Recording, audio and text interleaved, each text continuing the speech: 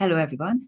This year's equinox, autumnal equinox, was squashed between the two eclipses. First, the lunar eclipse, then the equinox, and now we have the solar eclipse. And it's on October the 2nd in the evening. And so we won't be able to see it either from London or from Budapest. In fact, it will be visible only at a very, very small portion of the Earth. And according to the theory of solar eclipses or eclipses, it will have the greatest impact where it is visible. We will see. I still think that it's a very powerful and not very nice eclipse series. We are going to look at what Bernadette Brady has to say about it in her book The Eagle and the Lark. You know what? Let's take a look at what is happening. It's easier to talk for me when we can actually see the things. So here's what's happening on October the 2nd at 1949 London time. We are going to have an annular solar eclipse with the Libra new moon. And this diagram explains how we have partial or total solar eclipses, and it becomes annular whenever the moon is orbiting a little bit farther away, and is unable to cover the full disk of the sun. That's when we have an annular solar eclipse. So you have this beautiful ring of fire around the darkened sun. So that's it. This is Saros series 8 South. I did explain this in my previous video on the lunar eclipse, but let's just take a look at this series very quickly. I explained how the series are going. I'm not going to repeat myself. So this is a series that the start date was on April the 1st, 1718. And these are the planetary placements of the eclipse. The most important aspects are here, which I already put there. And what Bernadette Brady, this comes from her Eagle and the Lark. It's a wonderful book. If you want to learn how to forecast, it's the best, definitely book on forecasting techniques and the really major ones. And anyhow, so what she highlighted was the fact that Saturn is at the midpoint of the new moon mass, because of course you have here the two malefics. Mars is Miss Fortuna minor, and Saturn is Miss Fortuna major. So whenever these two are together, so to speak, there's some kind of disaster happening. We did have an exact Mars Saturn trine a couple of days earlier. I have a video on that as well. And from that, you might understand that in comic astrology, we look at this particular pair in a little bit different outlook. We look at it from a different perspective, let's put it this way. Because Mars, yes, it is how we exercise our will, and Saturn is our boundaries and also our basis. And you can actually make them work together if you can, of course. But whenever there's a bad aspect, like a challenging aspect, like a square or an opposition, it really can denote some sort of impotence, either physical or mental impotence. So here the new moon is combined with Saturn and Mars, and that is why probably that's the reason why Bernadette Brady speaks about this series as separation and loss, and it denotes something has to be finished, which makes us sad, and also it could highlight physical injury and overstraining one's strength. So we should not undertake strenuous physical activities during this episode. Let me tell you, a war is a strenuous physical activity. Believe me, it is. So that is the start eclipse, and that is what will repeat it during this eclipse season. And as you can see, it will be visible only on the southern hemisphere, only from South America. Parts of Argentina and Chile, a very tiny part of Argentina and Chile, are going to be affected by this particular eclipse. Now let's take a look at the chart itself. And as you can see, the most important placement is the five-fold conjunction of the Sun, Moon, Black Moon, Lilith, Astrea, and Mercury. And I included Juno and the South Node. The reason why I will tell you in a minute, but let's take this apart. I gave the title to this five-fold conjunction like destiny changing strong women, because there are a number of very, very strong women in this particular conjunction. First of all, what is quite fascinating to me, and I saw this in action so many times, how we misinterpret Libras. Because Libras, yeah, they are the beauties of the ecliptic, of the zodiac. They are really beautiful and harmonious, and they emanate balance and diplomacy and calmness. They like when everything is under control and everything is balanced, and they do a lot for this balance, to achieve this balance, which is all true. But I don't know whether you realize it for yourself, that for quite a while, Libras behave like this. And then comes a moment when all of a sudden they realize that that's it, they can no longer tolerate it. Yeah, Libra is a tool, it's an inanimate object. So it can go a long way before actually losing its temper or losing its patience. But then atomic bombs are erupting. And I'm telling this because I don't know whether you are aware of this or not. Putin is a Libra. His birthday is on the 7th of October, so he's a true Libra. And this particular solar eclipse is right before his birthday, 5 days before his birthday. And the other leaders, by the way, I'm not for Putin. No, I don't really trust Russians. We Hungarians were occupied and run down by Russia for 5 different occasions in the last 200 years. So believe me, if there is a nation who doesn't like Russians, it's the Hungarians. But I can't help looking at the situation from a rational viewpoint and from a historical viewpoint.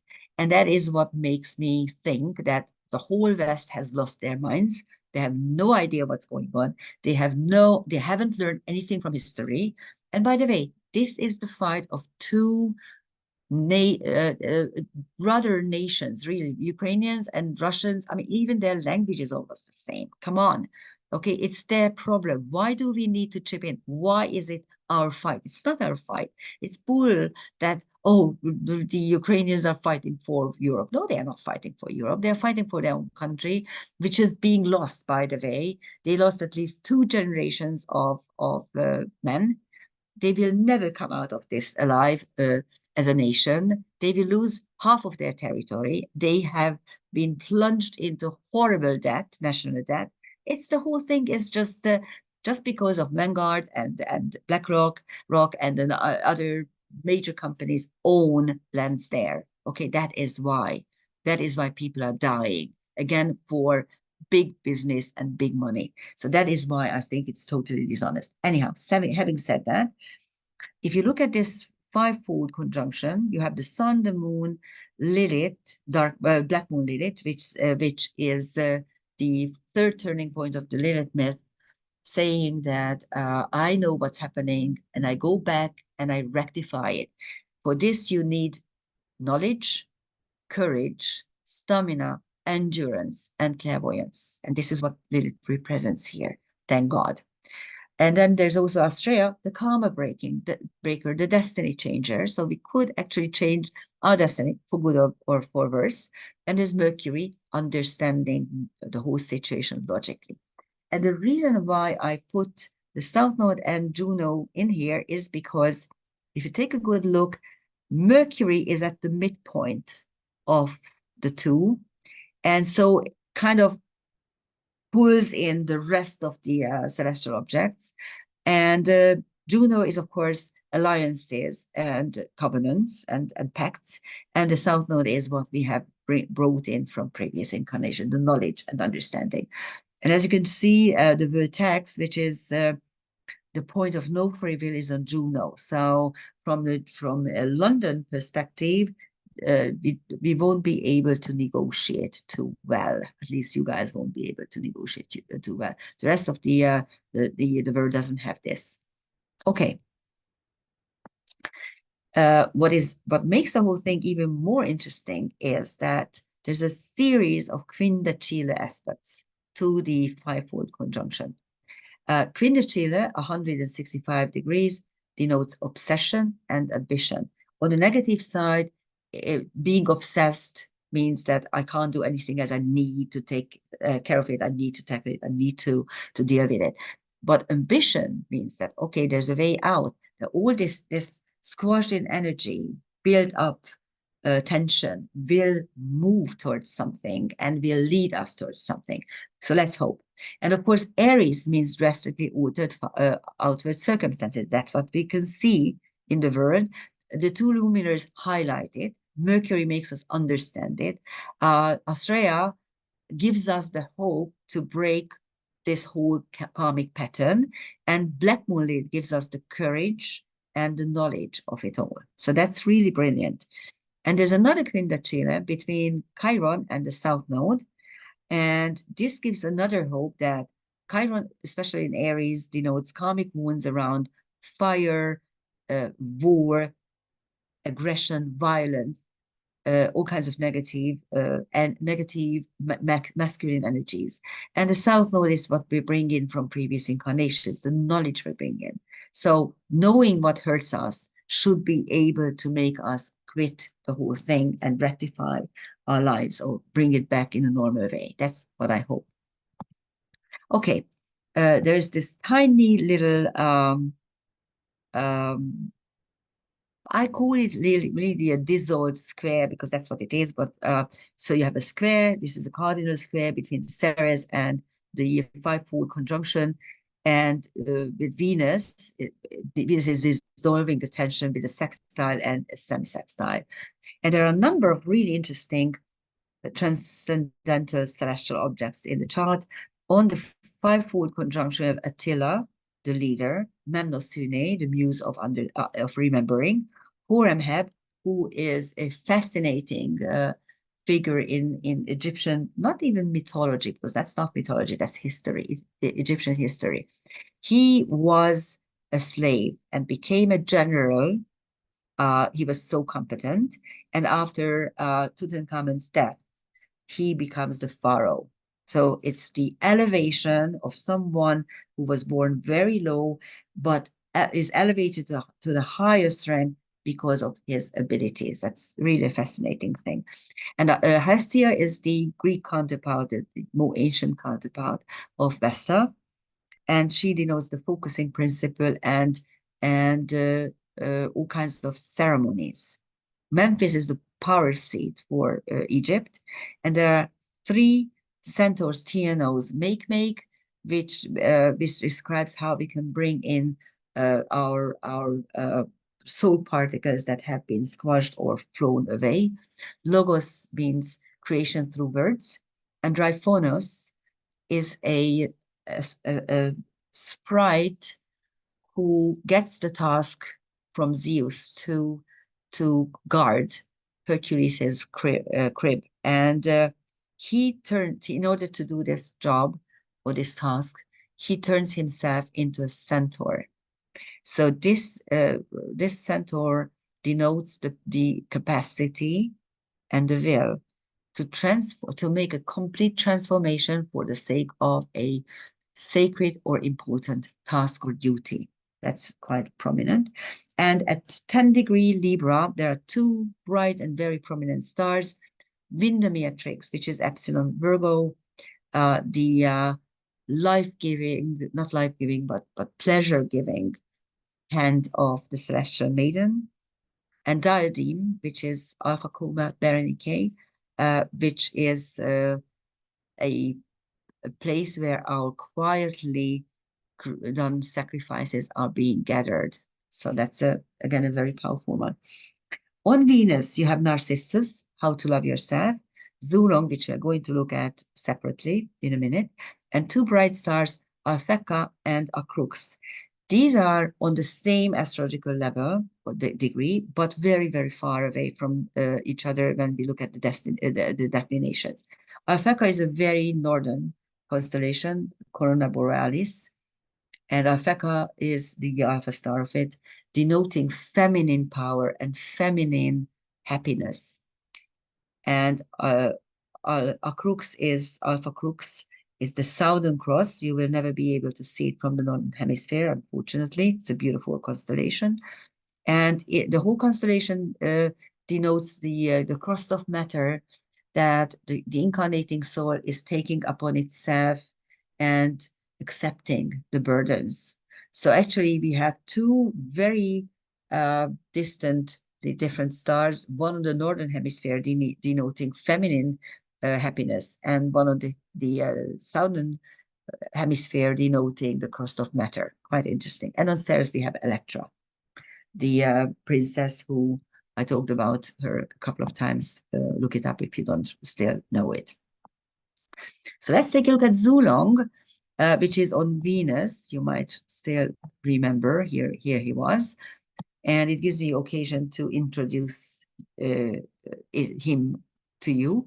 The name means shining in Chinese. Its orbital period is 420 years. It's probably an SDO, but I think it's still officially a TNO, either a TNO or an SDO. Doesn't really matter, as I so many times noted this. It doesn't matter which portion of the sky something orbits when you simply treat them as karmic wounds or denote the significators of various karmic wounds. And that's what TNOs, SDOs, centaurs, Plutinos, and things like that, trans-Neptunian objects denote. In Chinese mythology, it is a solar torch. It's a snake-bodied, human-headed solar torch dragon. And it's day when it opens its eyes, and it's night when it closes.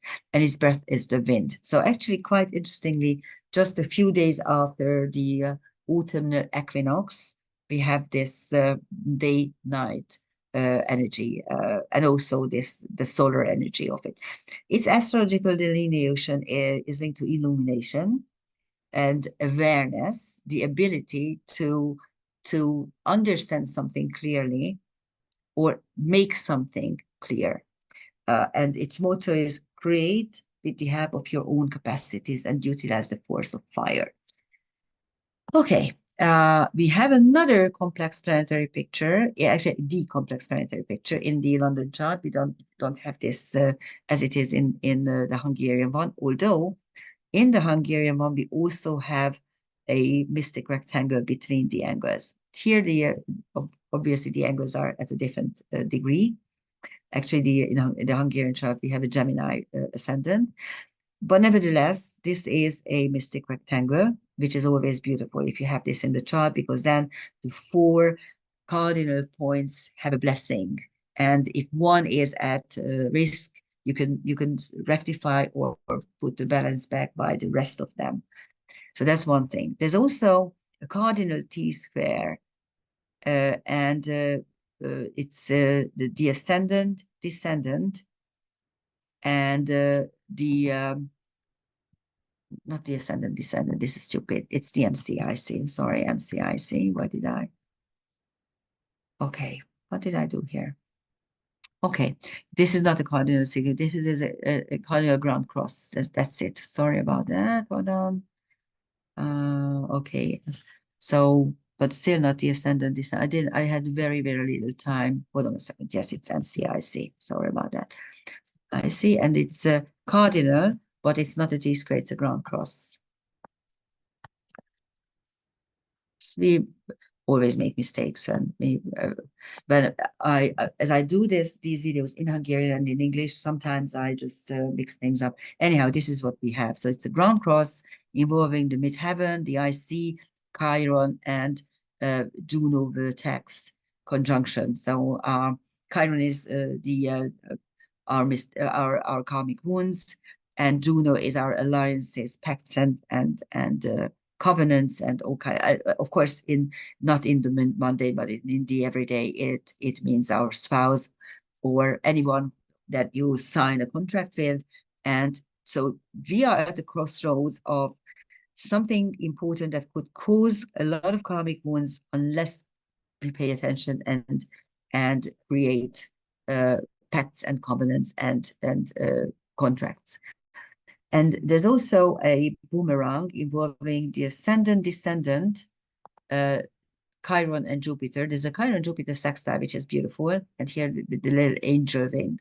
The ascendant is the anchor point, which means that yes, you can act if you want, and the apex is the descendant. Everything depends on the other, unfortunately. And there's another, but actually a finger of fate involving the MC, the descendant, and Jupiter. Jupiter is at the apex, which means we could count on our luck if possible. And here are the transcendental celestial objects. On Jupiter, you have Alchira, TNO. It's a fascinating TNO because it's a creator god who, after creating the whole universe, goes to the very edge of its created universe and never looks back. And it denotes the ability and also the certainty to create something and then turn your back and never look back. And that's exactly what's happening in these war situations. The powers that be created this mess, and then they turn their back and never look back and don't pay attention to what is actually happening. And there are two bright stars, Bellatrix, which is Gamma Orion, success through the shadow, according to Bernard Brady, and Capella, which is Alpha Auriga, which is the second, actually the third healing word for suicide victims. In Capella, do they learn how to really go back to society and function properly? On the midheaven, you have Osiris, the god of the Egyptian underworld, and Arrokot. It's an Indian archetype denoting the ability to see through the fog, to see through the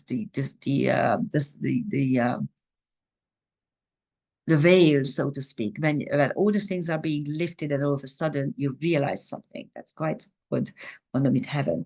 On the IC, you have Spartacus, the slave who is creating the slave revolt and then is going to be killed on the cross. And Panacea, universal remedy. That's beautiful again.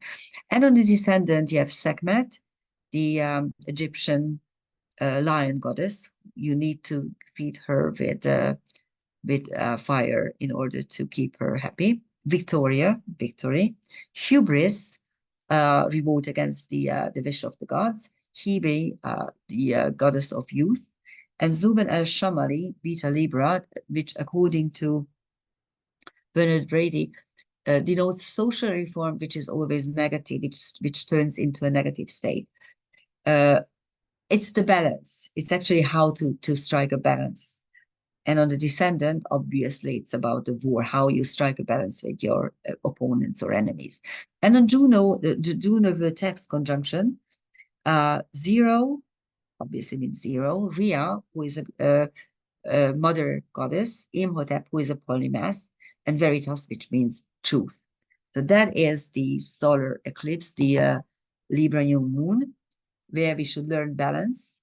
And these archetypes clearly don't actually show a perfect balance. It could mean anything. As I said, with Libra, you never know.